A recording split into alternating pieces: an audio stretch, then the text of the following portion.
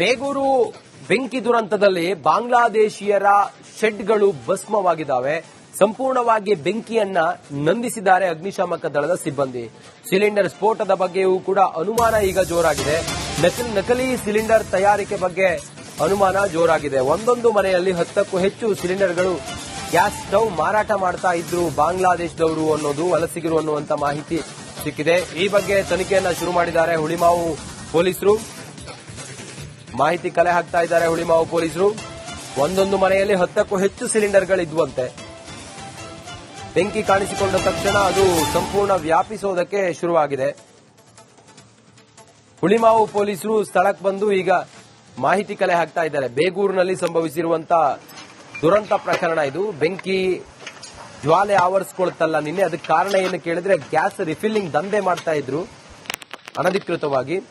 ಇದರಿಂದಾಗಿ ಅಲ್ಲಿ ಬೆಂಕಿ ಕಾಣಿಸಿಕೊಂಡಿದೆ ಅನ್ನೋದು. ಸದ್ಯಕ್ಕೆ ಒಂದೊಂದು ಮನೆಯಲ್ಲಿ ಜೋಪಡಿಗಳಿತ್ತಲ್ಲ, ಅಂದ್ರೆ ಒಂದೊಂದು ಜೋಪಡಿಗಳಲ್ಲಿ ಸುಮಾರೊಂದು 10-15 ಗ್ಯಾಸ್ಗಳು ಇದ್ವು, ಸ್ಟವ್ಗಳಿದ್ವು ಅನ್ನುವಂತ ಮಾಹಿತಿಯೂ ಲಭ್ಯವಾಗಿದೆ.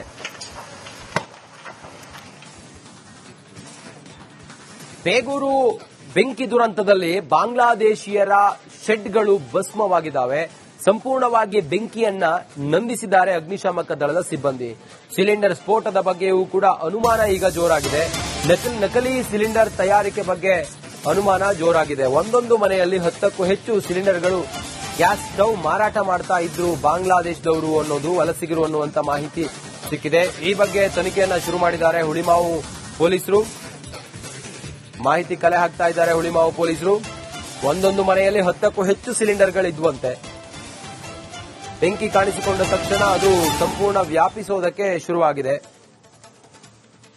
ಹುಳಿಮಾವು ಪೊಲೀಸರು ಸ್ಥಳಕ್ಕೆ ಬಂದು ಈಗ ಮಾಹಿತಿ ಕಲೆ ಹಾಕ್ತಾ ಇದ್ದಾರೆ. ಬೇಗೂರಿನಲ್ಲಿ ಸಂಭವಿಸಿರುವಂತಹ ದುರಂತ ಪ್ರಕರಣ ಇದು. ಬೆಂಕಿ ಜ್ವಾಲೆ ಆವರಿಸಿಕೊಳ್ಳುತ್ತಲ್ಲ ನಿನ್ನೆ, ಅದಕ್ಕೆ ಕಾರಣ ಏನು ಕೇಳಿದ್ರೆ ಗ್ಯಾಸ್ ರಿಫಿಲ್ಲಿಂಗ್ ದಂಧೆ ಮಾಡ್ತಾ ಇದ್ರು ಅನಧಿಕೃತವಾಗಿ.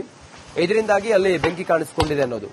ಸದ್ಯಕ್ಕೆ ಒಂದೊಂದು ಮನೆಯಲ್ಲಿ ಜೋಪಡಿಗಳಿತ್ತಲ್ಲ, ಅಂದ್ರೆ ಒಂದೊಂದು ಜೋಪಡಿಗಳಲ್ಲಿ ಸುಮಾರೊಂದು 10-15 ಗ್ಯಾಸ್ಗಳು ಇದ್ವು, ಸ್ಟವ್ಗಳಿದ್ವು ಅನ್ನುವಂತ ಮಾಹಿತಿಯೂ ಲಭ್ಯವಾಗಿದೆ.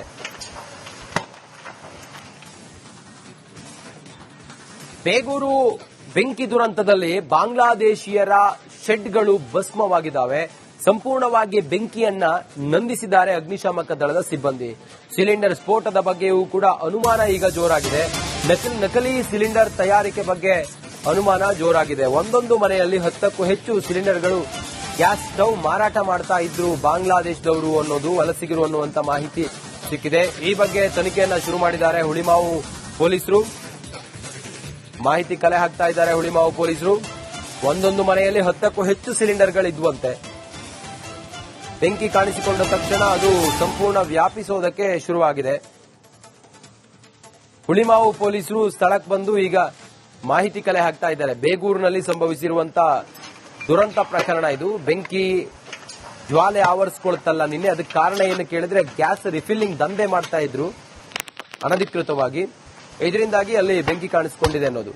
ಸದ್ಯಕ್ಕೆ ಒಂದೊಂದು ಮನೆಯಲ್ಲಿ ಜೋಪಡಿಗಳಿತ್ತಲ್ಲ, ಅಂದ್ರೆ ಒಂದೊಂದು ಜೋಪಡಿಗಳಲ್ಲಿ ಸುಮಾರೊಂದು 10-15 ಗ್ಯಾಸ್ಗಳು ಇದ್ವು, ಸ್ಟವ್ಗಳಿದ್ವು ಅನ್ನುವಂತ ಮಾಹಿತಿಯೂ ಲಭ್ಯವಾಗಿದೆ.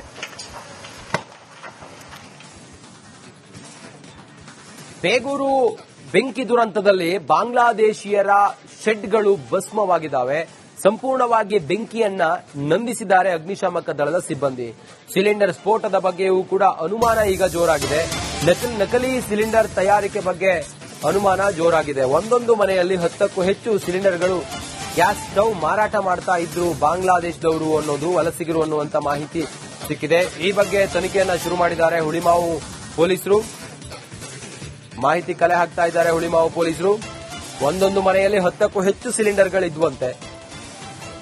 ಬೆಂಕಿ ಕಾಣಿಸಿಕೊಂಡ ತಕ್ಷಣ ಅದು ಸಂಪೂರ್ಣ ವ್ಯಾಪಿಸೋದಕ್ಕೆ ಶುರುವಾಗಿದೆ. ಹುಳಿಮಾವು ಪೊಲೀಸರು ಸ್ಥಳಕ್ಕೆ ಬಂದು ಈಗ ಮಾಹಿತಿ ಕಲೆ ಹಾಕ್ತಾ ಇದ್ದಾರೆ. ಬೇಗೂರಿನಲ್ಲಿ ಸಂಭವಿಸಿರುವಂತಹ ದುರಂತ ಪ್ರಕರಣ ಇದು. ಬೆಂಕಿ ಜ್ವಾಲೆ ಆವರಿಸಿಕೊಳ್ಳುತ್ತಲ್ಲ ನಿನ್ನೆ, ಅದಕ್ಕೆ ಕಾರಣ ಏನು ಕೇಳಿದ್ರೆ ಗ್ಯಾಸ್ ರಿಫಿಲ್ಲಿಂಗ್ ದಂಧೆ ಮಾಡ್ತಾ ಇದ್ರು ಅನಧಿಕೃತವಾಗಿ. ಇದರಿಂದಾಗಿ ಅಲ್ಲಿ ಬೆಂಕಿ ಕಾಣಿಸಿಕೊಂಡಿದೆ ಅನ್ನೋದು. ಸದ್ಯಕ್ಕೆ ಒಂದೊಂದು ಮನೆಯಲ್ಲಿ ಜೋಪಡಿಗಳಿತ್ತಲ್ಲ, ಅಂದ್ರೆ ಒಂದೊಂದು ಜೋಪಡಿಗಳಲ್ಲಿ ಸುಮಾರೊಂದು 10-15 ಗ್ಯಾಸ್ಗಳು ಇದ್ವು, ಸ್ಟವ್ಗಳಿದ್ವು ಅನ್ನುವಂತ ಮಾಹಿತಿಯೂ ಲಭ್ಯವಾಗಿದೆ.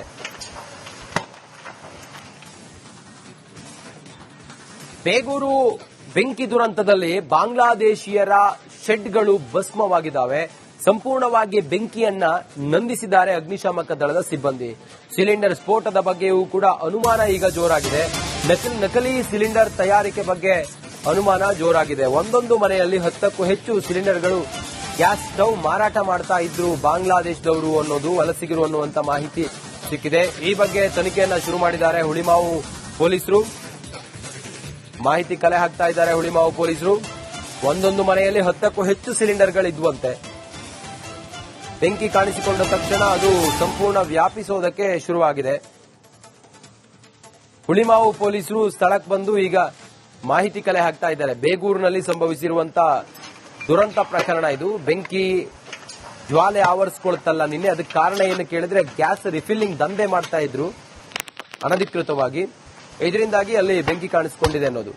ಸದ್ಯಕ್ಕೆ ಒಂದೊಂದು ಮನೆಯಲ್ಲಿ ಜೋಪಡಿಗಳಿತ್ತಲ್ಲ, ಅದ್ರ ಒಂದೊಂದು ಜೋಪಡಿಗಳಲ್ಲಿ ಸುಮಾರೊಂದು 10-15 ಗ್ಯಾಸ್ಗಳು ಇದ್ವು, ಸ್ಟವ್ಗಳಿದ್ವು ಅನ್ನುವಂತ ಮಾಹಿತಿಯೂ ಲಭ್ಯವಾಗಿದೆ.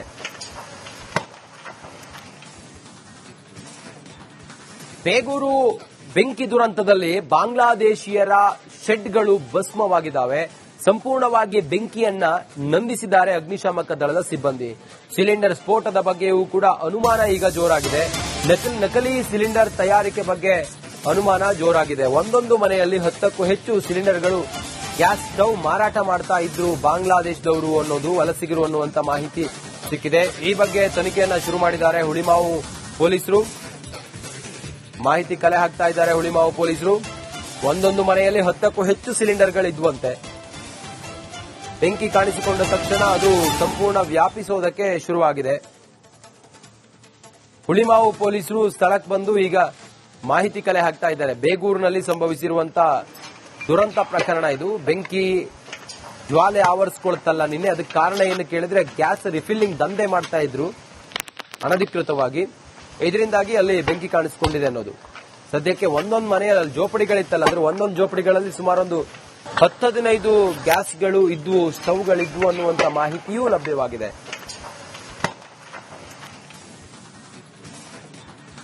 ಬೇಗೂರು ಬೆಂಕಿ ದುರಂತದಲ್ಲಿ ಬಾಂಗ್ಲಾದೇಶಿಯರ ಶೆಡ್ಗಳು ಭಸ್ಮವಾಗಿದ್ದಾವೆ. ಸಂಪೂರ್ಣವಾಗಿ ಬೆಂಕಿಯನ್ನ ನಂದಿಸಿದ್ದಾರೆ ಅಗ್ನಿಶಾಮಕ ದಳದ ಸಿಬ್ಬಂದಿ.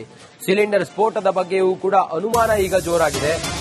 ನಕಲಿ ಸಿಲಿಂಡರ್ ತಯಾರಿಕೆ ಬಗ್ಗೆ ಅನುಮಾನ ಜೋರಾಗಿದೆ. ಒಂದೊಂದು ಮನೆಯಲ್ಲಿ 10ಕ್ಕೂ ಹೆಚ್ಚು ಸಿಲಿಂಡರ್ಗಳು ಗ್ಯಾಸ್ ಸ್ಟವ್ ಮಾರಾಟ ಮಾಡ್ತಾ ಇದ್ರು ಬಾಂಗ್ಲಾದೇಶದವರು ಅನ್ನೋದು ವಲಸಿಗರು ಅನ್ನುವಂತ ಮಾಹಿತಿ ಸಿಕ್ಕಿದೆ. ಈ ಬಗ್ಗೆ ತನಿಖೆಯನ್ನ ಶುರು ಮಾಡಿದ್ದಾರೆ ಹುಳಿಮಾವು ಪೊಲೀಸರು.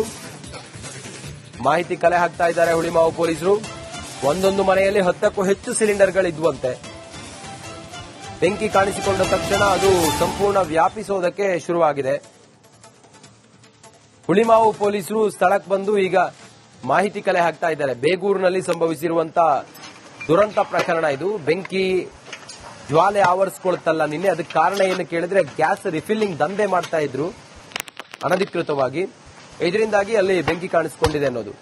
ಸದ್ಯಕ್ಕೆ ಒಂದೊಂದು ಮನೆಯಲ್ಲಿ ಜೋಪಡಿಗಳಿತ್ತಲ್ಲ, ಅದ್ರ ಒಂದೊಂದು ಜೋಪಡಿಗಳಲ್ಲಿ ಸುಮಾರೊಂದು 10-15 ಗ್ಯಾಸ್ಗಳು ಇದ್ವು, ಸ್ಟವ್ಗಳಿದ್ವು ಅನ್ನುವಂತ ಮಾಹಿತಿಯೂ ಲಭ್ಯವಾಗಿದೆ.